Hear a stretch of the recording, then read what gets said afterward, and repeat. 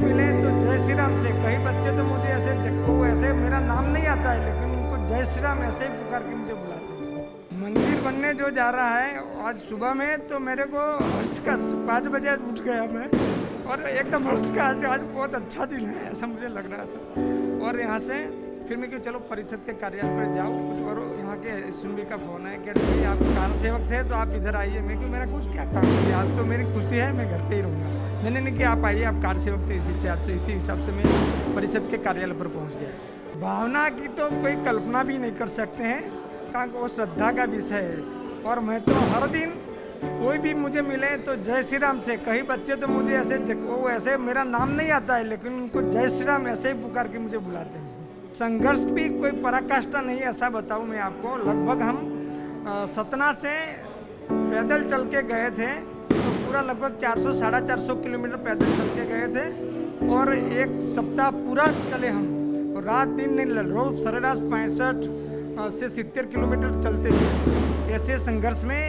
और कहीं कहीं तो बीच में जो क्यारी आती है खेत की, तो इसमें जो पग फंस जाए ऐसा भी होता था।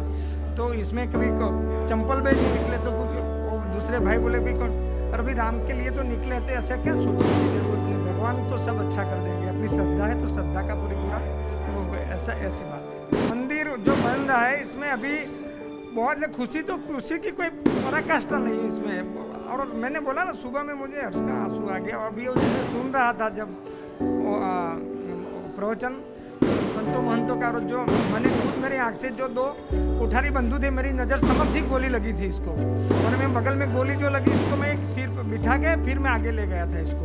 और जब सरयू तक आया मैं, तो सरयू नदी जब मैंने देखी तो पूरी लहू की ऐसी दिख रही थी, और वो इसमें हम सुबह में स्नान करने को जाते थे। तो इसी दिन तो मेरा ऐसा हो गया कि भगवान ऐसा हो गया, जो लोग गुजर गए जिसके परिवार के लोग कहीं कहीं से आए थे, और जो 2 कोठारी बंधु थे उनको बहनों ने रक्षा बांध के उनको भेजे थे, और वो चले गए। बहुत दुख। रात को खाली हमने ऐसा सोचा था कि भाई दर्शन करने को जाने दे तो ठीक है, तो वो बटालियन कुछ पता नहीं पर जाने नहीं दिया, और सीधा कुछ ऐसे जो क्या बोलते हैं इसको, थ्रो करके, हाँ टीयर गैस से थ्रो करके ऐसे डालने लगे। तो हमको भी सोचने लगे कि ये टीयर के आँख से बनने लगे इसे, तो हमने उनको बाजू में बगल में जो गटर जाती है इसमें डाल दिया।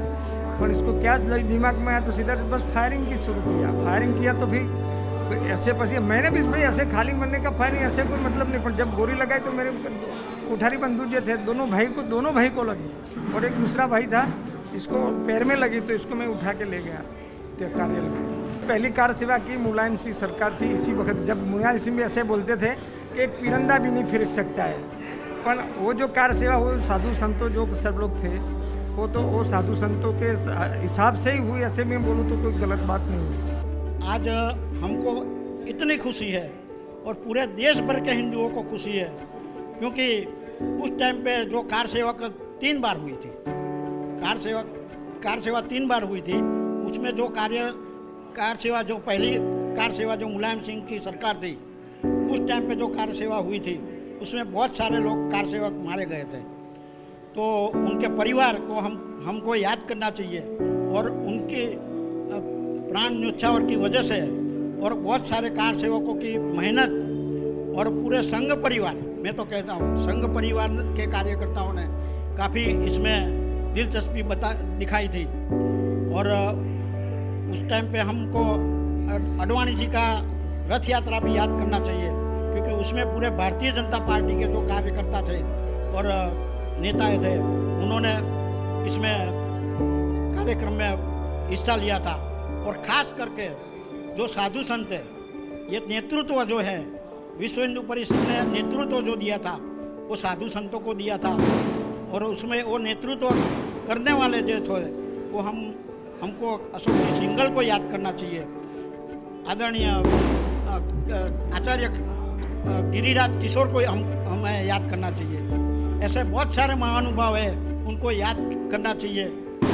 उनके द्वारा जो कार्यक्रम सतत 24 घंटा हो, एक ही मतलब अयोध्या में राम मंदिर बने, उसके लिए वो लोग सतत मेहनत करते थे और पूरे देश भर में कार्यक्रम ले जाते थे।